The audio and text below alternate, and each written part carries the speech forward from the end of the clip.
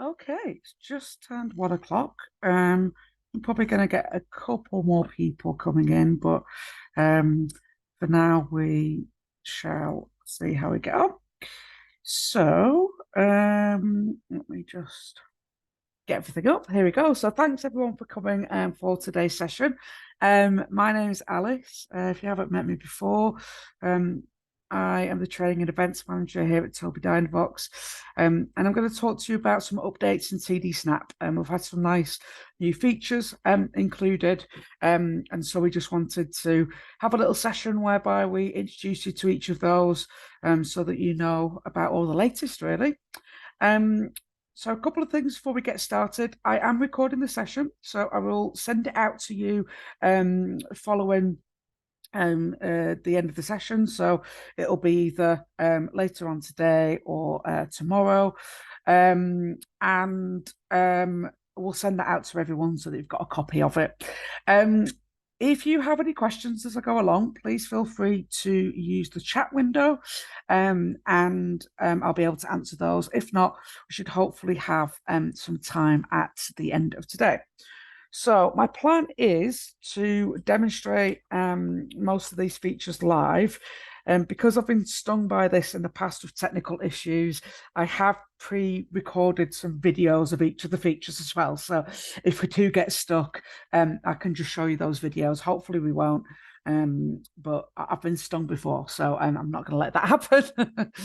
So let's get started. So there's quite a lot that we wanted to kind of show you, and here's a little summary, and I'm going to go through each of them so that you can see each of them in action. So we've had a couple of updates recently that have included some new features. So one in October and one in November.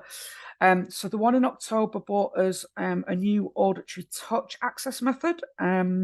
We've also got a new action where we can change our access method. And the pause access method is now also available and accessible for scanning users. There's now an extra option for password protection for the top bar, which will take you through.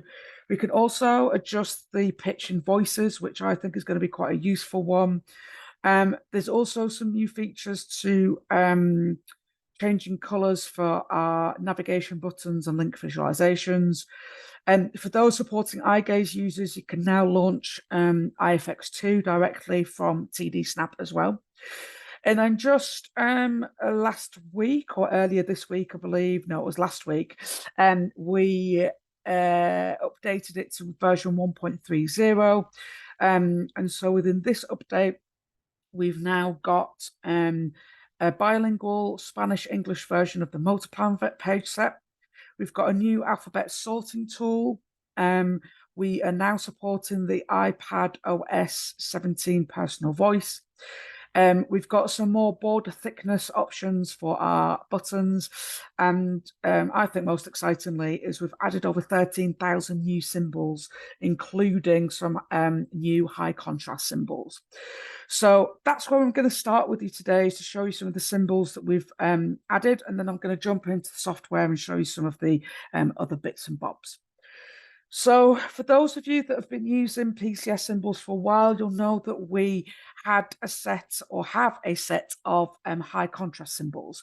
So these symbols are can be used for a number of reasons, but specifically were designed for those with a visual impairment. So they're based off the kind of classic symbols that we've had, but we've really stripped back some of the kind of visual clutter. They are designed to go on a black background, and we use those neon colors for that high contrast. So if any of you have got anybody that you are supporting that has visual difficulties, I'd really recommend considering this set of symbols. So we've now got this new volume that's come in, is just under 6,000 new symbols. So it's really quite comprehensive. And I've just got a couple of examples up on here of different pages. symbols. So as I said, there's almost 6,000, so there's quite a lot of them. So here you can see some examples up on the screen. They are really quite nice. The first volume, I can't remember off the top of my head how many we had, but it certainly wasn't that many. So it meant that it was kind of difficult to just have a complete page set, especially those that have got kind of robust systems. You'd find gaps in vocabulary where we didn't have high contrast symbols for those words. So now that should be a lot better. And as you can see, we've got a nice set of symbols there for us to use. So those are the high contrast ones. We've also added lots and lots of other symbols. And this comes from user requests. So anytime anybody has some symbols that they would like creating, you can request those through our website or through us directly, and we can add those symbols on there. So here is just a couple of examples of those. I think there were some that were specific to the Chinese market that you can see in there. There was obviously a lot of requests for some of the colder countries as well to add some symbols in. What I did want to show you is and remind you of is the kind of focus that we have on our diversity within our symbols. So if you look here, we've added a whole load of symbols around the word dress, getting dressed. And you can see here just an example of the different the diversity of those symbols. So we're trying to include as many types of people in there, different ages, clothing, skin tones. You'll have people on wheelchairs, different wheelchairs. So it's really a good reminder that we're really focusing on that diversity of our symbols. So worth noting when you're adding symbols or looking at changing symbols within TD Snap, that we've just added over 13,000 in there. So I'm actually just going to come out of here. I'm going to try and do this live. So let me just stop the share and I will share my other screen. So the first thing that I'm going to do is just a little reminder of how we actually change symbols in TD Snap. So and how we find those high contrast symbols as well. So the first thing is to note is that it can change our symbols to high contrast. We don't have a specific high contrast page set, but I will show you some resources that will hopefully make that a bit easier, and hopefully we'll update those soon. But let's say I wanted to change this page here to high contrast. The first thing that I'm going to do is go into my edit button in the top right hand corner. And I'm going to select all of these buttons, and I'm going to use the marquee tool here just to select these buttons. And the first thing that I want to do is change the background color of these. Now, this might be a little, I've chosen a core page, which probably is a little controversial, but just to show you how to do that, just a reminder that our high contrast symbols do work best on a black background.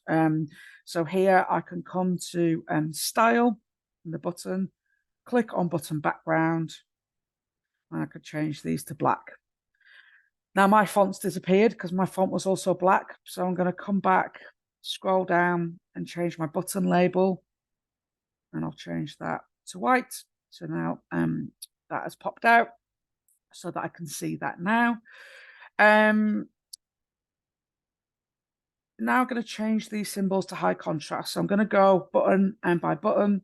Actually, the first thing that I want to do is to show you that we can how to find those high contrast symbols, or where we can look at them or find them. So if I go into System here and go to Symbol Sets on the left-hand side, you'll see here that it's going to list all of the different symbol sets that we've got access to.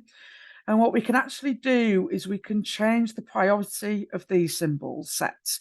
So it means that when I'm adding a button and I'm searching for a symbol, it will prioritize these symbols that will appear first. So if I move my high contrast symbols to the top of this list, when I come to change this symbol here, I'm going to click on the symbol. The first options that appear are going to be those high contrast ones. So if I want to change those to high contrast, if I make that priority at the top of that list, those are going to be the very first ones that come up. So just to remind you, that was in system, symbol sets, and I literally just click on and drag to prioritize those symbols. And I want high contrast to be at the top. So again, if I go to here, I click on the symbol, change it to a high contrast one. And I'll change this one as well. And you'll see we've now got more variety of those symbols.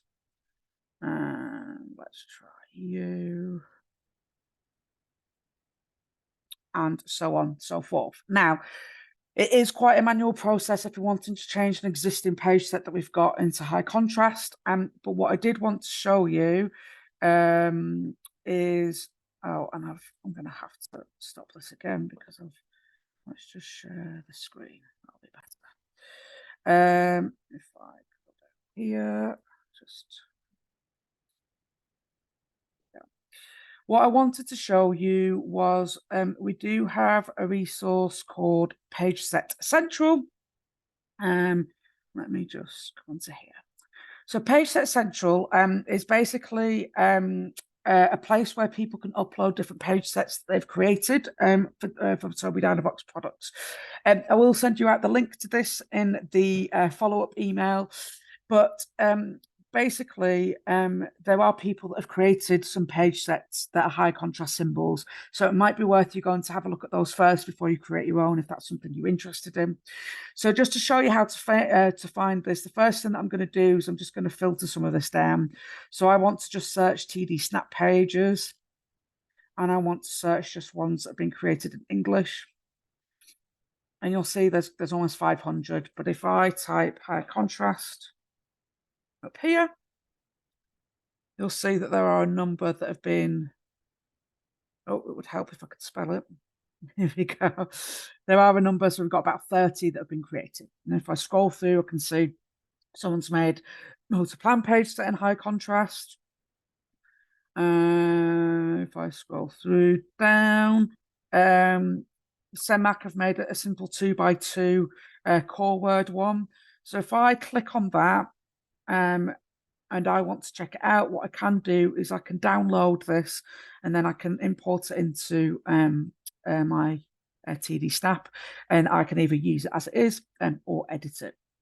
So PageSet Central is really a good resource for having a look at what people have already created. I don't think anybody has put anything on there that includes volume 2 yet, but it's on my to-do list to do. So keep an eye out on it, and hopefully it will appear there too. So pop back into Snap. Excuse me. I'm just going to undo that so that we go back to normal. There we go. So the next thing that I wanted to talk about was the addition of the bilingual Spanish-English Multiplan page set. Now, this was specifically or primarily designed for the US market, where we've got a lot of bilingual Spanish English users. So it is US English, but I thought it's worth showing you guys just in case. So just as a little reminder to begin with, how we actually change page sets in TD Snap. So if I go into the edit button and then press on the page set tab down at the bottom, if I click here under my page sets, you can see here that I've got quite a few different page sets that I've set up that I can switch between. But if I haven't, I click down on create page set, and it's going to give me my different options of pre-installed page sets. So you can see in UK English, we've got Core First, Multiplan, Text, and Aphasia. But if I scroll down, it's going to give you some other options as well. And if I go to US English, you can see that I've got the Spanish English bilingual options here. So let me I've got it selected here. So let me switch over to that so that you can see it. I'm not convinced that I've shared my sound. So let me just reshare. I have. I've done it so many times where I haven't shared my sound that it was just worth checking. Okay, so click done. So you can see here that this is essentially the Multiplan page set in Spanish. And I'm just going to show you what that looks like. Yeah. Yo. Oh, hang on. Why is that? Why is that done? Oh, it's because I've not got the right voice on. Hang on. Let me switch my voice. Let's switch it to my Spanish voice. Let's go to Maria. Okay. Yo. Yeah. Oh, hang on. Where's it? Borata do. This isn't working. Of course it's not. Right. I'm going to cut my losses and switch to my video because I have got it working on here. And I will show you it in a video just so that you can see. It's exactly why I prepared these pre-prepared videos. So let's show you this to show you what it looks like. So just a little reminder of how to use and the page set that I'm using through this bit I've been using. If I want to create, and then it's going to show the brown I've got, go to English United States. I've got the option here for English bilingual. Now I've already got that set up, so I'm just going to click on there. And now you'll see that this Multiplan page is in English. So Spanish, that should have said, sorry. Comer. This is really testing my Spanish here. Sandwich. Quiero comer sandwich. And then you'll notice here on the top of the toolbar, I can press this and it's going to switch to English for me. I want to eat sandwich. Quiero comer sandwich. I want to eat sandwich. And you'll see there that even if I use both languages in the message bar, it's going to switch between the languages in there as well.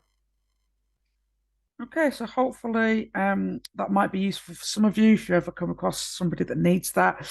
The only thing that I found that I needed to do, and that's why you'll see me messing around then, is that initially when I set up that page set, I didn't have a Spanish voice downloaded. So I just need to make sure that I've got that downloaded in there so that I could use that.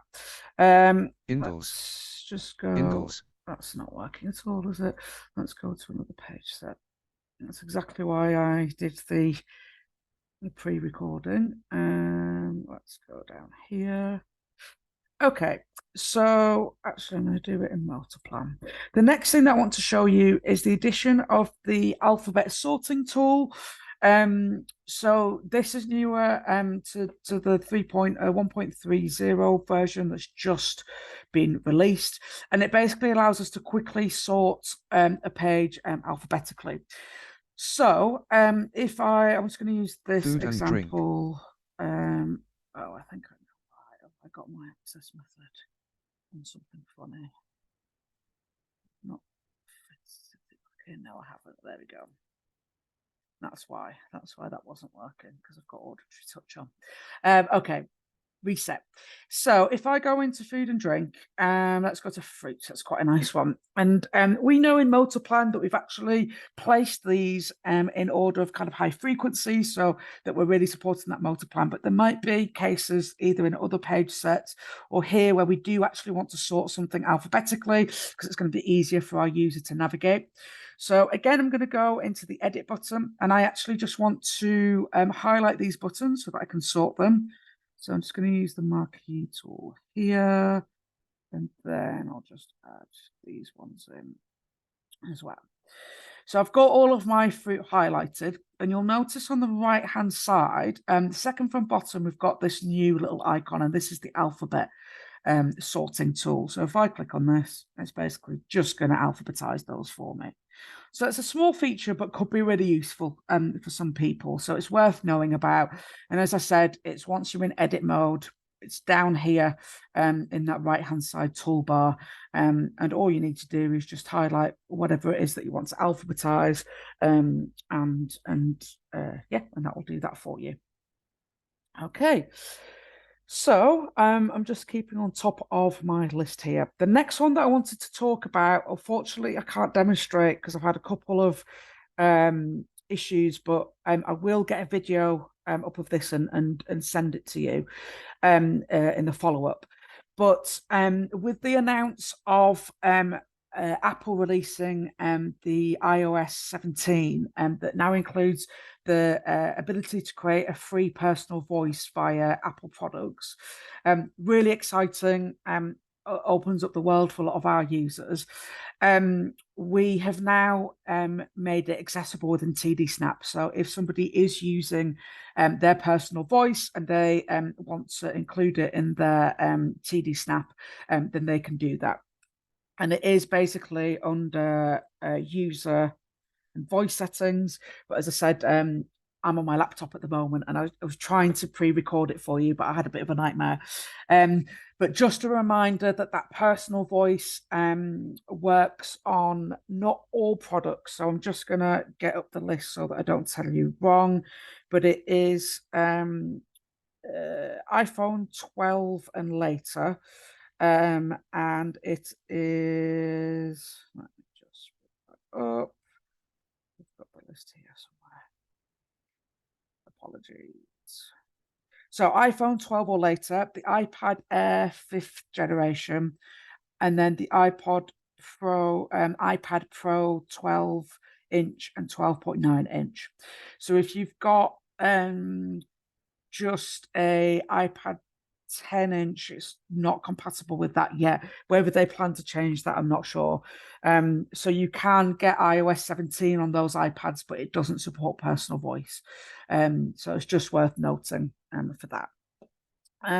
Okay, so next I want to show a couple of other features. Let's go back into this page set. So these are just a couple of visual changes that we can make. Again, quite simple, but worth knowing about. So one of them is the border thicknesses. So if I go onto here, for example, and let's say I want to add a border to my core words page and the buttons on here. Again, I'm just selecting all those buttons. And if I go down to the style tab, you'll see that under button border, I can go to thickness. And we did have these preset ones already where you could just go for like a thin, medium or heavy. And let me just add the color on this. So that I can, oops, wrong one. Let's put a color. So there we go. We've got a black border on there. And we do have these preset ones. So you can have a thin, medium, or heavy. But now we've just added this little slider so you can just customize that even further. So it's just worth knowing. And again, this kind of a border thickness can be quite useful for those that have got visual impairments. It helps those buttons stand out a little bit more. So it's definitely worth knowing about. The other one that we've done is some changes to our link visualizations. So just to explain what that is, if you see any buttons that basically link to something else, so this all words list is quite a good example. So if I click on all word lists, it's basically going to link me to a list of words. And again, if I click on those, it's going to link to something else yet again. And so the link visualization is basically a little visual way of telling that those buttons link to somewhere. And as you can see here at the moment, I've just got little arrows on there, but we can actually have those be slightly different. So if I go into settings and page set, I now go down to style. If I scroll down to buttons, you'll see there's an option there for link visualization. So at the moment, we've got these navigation icons, so it's just like little arrows. I can also change them to folders. So you can see now that it just looks like a folder instead. The other thing I can do is instead of that is have a little corner tab for a link. So it just puts a little tab on there. And what's added in now is that I can actually change the color of those corner tabs. So if I go into here, let's say I want it to be blue. Just come back and I can change the opacity of that so I can make it stand out a little bit more. now I've got kind of really big, kind of bold corners on those buttons that I now know means links to somewhere else. So again, just can be good from that visual point of view, or if we're trying to highlight those buttons from teaching navigation, we can do that. So again, it's under settings, page set, style, and then under link visualizations. The other thing that we can do as well with these is edit the navigation buttons. So let me just show you what those mean. On the toolbar, you can see that there's an arrow that shows me that there's more on the toolbar if I want to go down. Also, if I go to word lists, for example, it's telling me here that there's actually a second page of word lists, and I can use this navigation button to navigate that. So again, I can change how those look. So I'm just going to go back into settings, page set, style. So the same as for the link visualizations. And if I scroll down to the bottom, I can go to my navigation button style.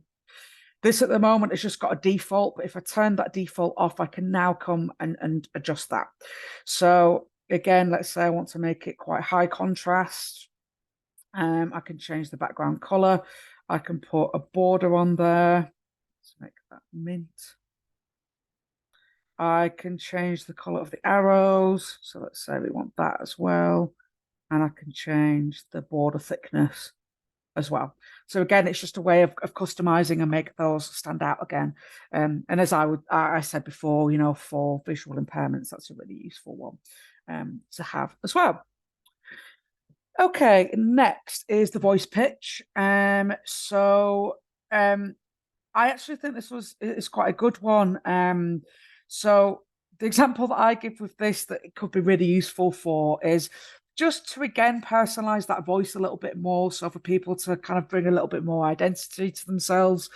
But another one, I had once a teacher saying to me that they've got 3 or 4 kids that are using the same voice, so Rosie and Harry being the common ones.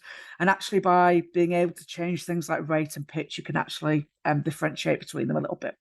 So let me just show you where we do that. So again, settings. This time I'm going to go to the user tab. And under here, I can choose my voice. So let me just go into Rosie. So we've been able to change the rate for a while, but what we haven't been able to do is change the pitch. And now that is something that we can do. So let me just show you what Rosie sounds like normally. And I'm just going to use... I don't feel very well. I need to take a break. Would you hold this for me? So this is standard rate, standard pitch. If I go in and change that, let's change the pitch and lower that down.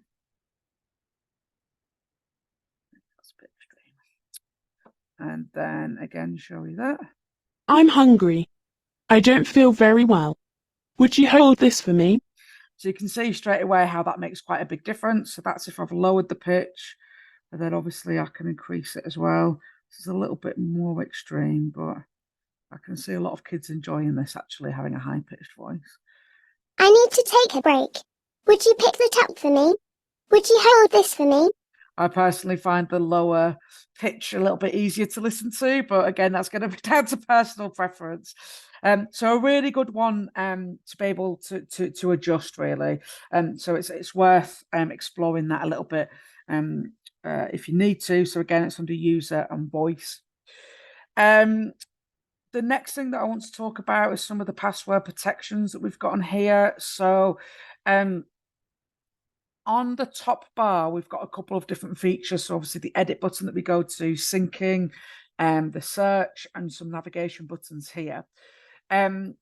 You've always been able to password protect some of these. So for example, a common use is you want to put a password protection on the edit button so little hands can't go in and delete buttons and change stuff. But now we can actually password protect all of the buttons that are on here. So I'm just going to show you how to do that. So again, edit and system. And the first tab here is security. So if I go into there, I can actually set a password, set it so that all of these functions are password protected, or I can just choose which ones I want to be password protected. So maybe I want the edit button, or now, as has recently been added, that back, home, and dashboard button, which are the top 3 on there. So if I select that I want a password protection on there, I simply just come and choose my password. It'll ask me to verify it. And now, whenever I go to hit these buttons, it's going to ask for that password before I can actually complete that action. So again, worth knowing about, but it's under System, Security, and then you've got the options there to have that entire top bar password protected, or you can choose. Okay, let's just take these off. Next on my list. Okay, yes, this is a really good one again that I quite like. So we do have some users that use multiple access methods. So it might be that as the different times of the day or in different situations, they prefer to use different access methods. So for example, I might have somebody that does use touch, but at times, or maybe let's say when they're in bed, it's easier for them to use scanning. So we've now added an action snap where you can create a button that will allow you to switch easily between those access methods. So again, I'm going to show you how to do that, and I'm going to put that button down here on my toolbar. So again, I'm going to go into edit. I'm going to find an empty button to put that in, and I've got one here. I'm going to go to add action because it's an action on here. And you can see we've got loads of different actions that are available on buttons, and we've put them into different categories. So we've got actions relating to speaking, the message window, navigation. And if I scroll through, we've got access method actions. And now we've got added this change access method. So if I select that, it's going to say to me, okay, you need to tell me what your access methods are that you want to be able to switch between. So I'm going to set access 1 just as touch, but access method 2, I want to set it as scanning. And so now if I click done, I've now got this change to scanning method on here. So I can use touch. I want more. But if I want to switch to scanning, I press this button. Change to scanning. And now you can see that it's changed to switch scanning for me. Go.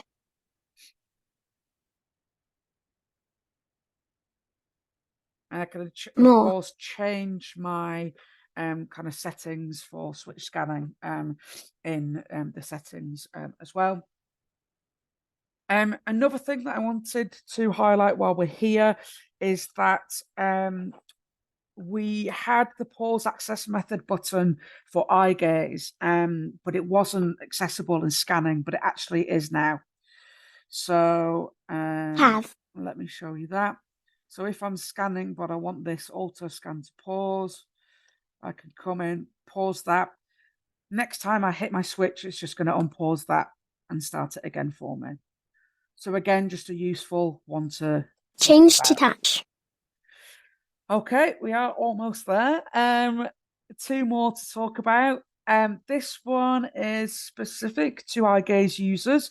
So for those that have maybe using eye gaze or teaching eye gaze, or maybe more emergent users, you might be using Sensory IFX, which is an eye gaze game, piece of software from Sensory Guru.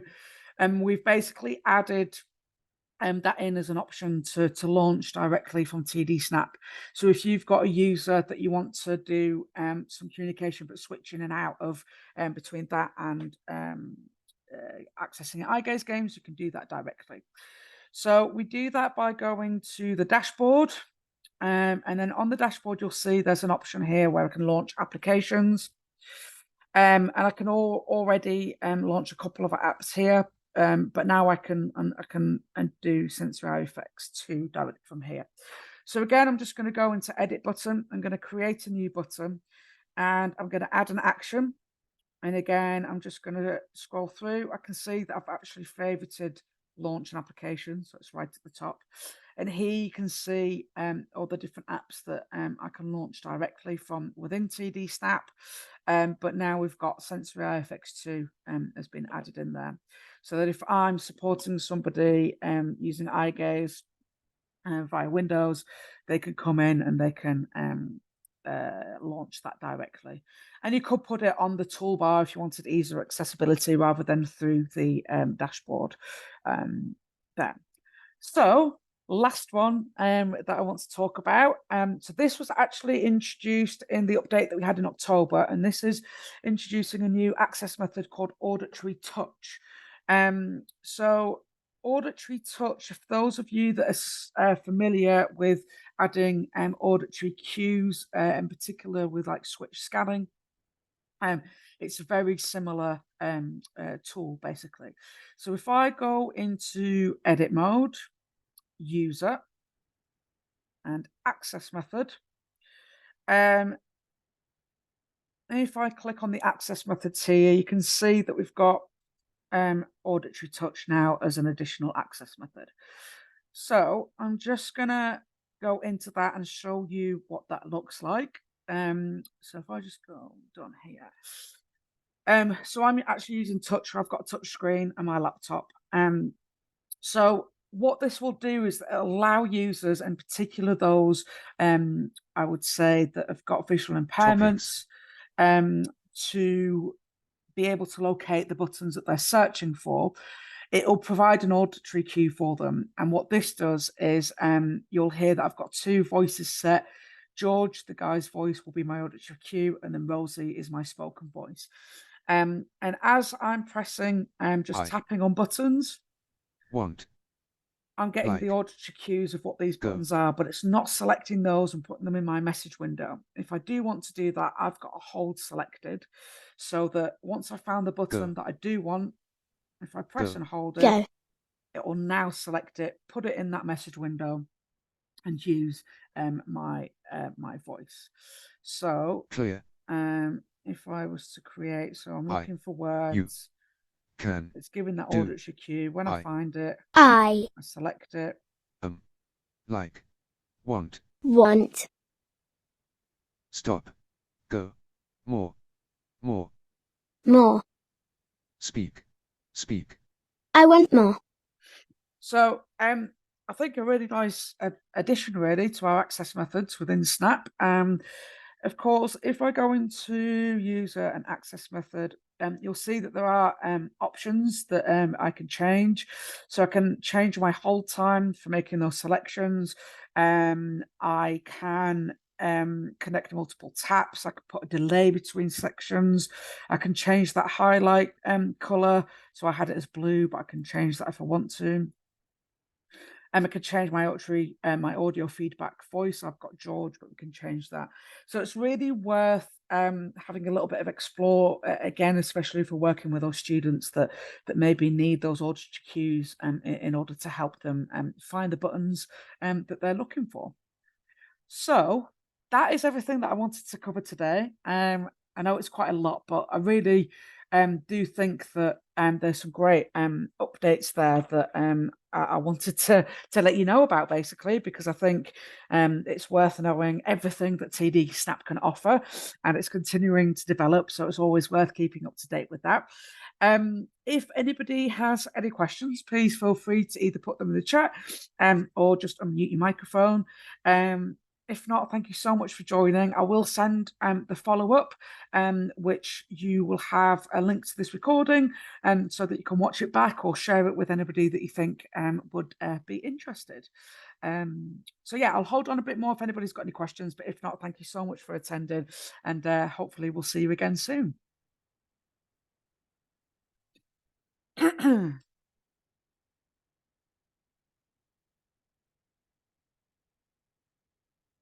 Oh, thank you, Heather. Thank you, Claire. I'm glad you found it useful.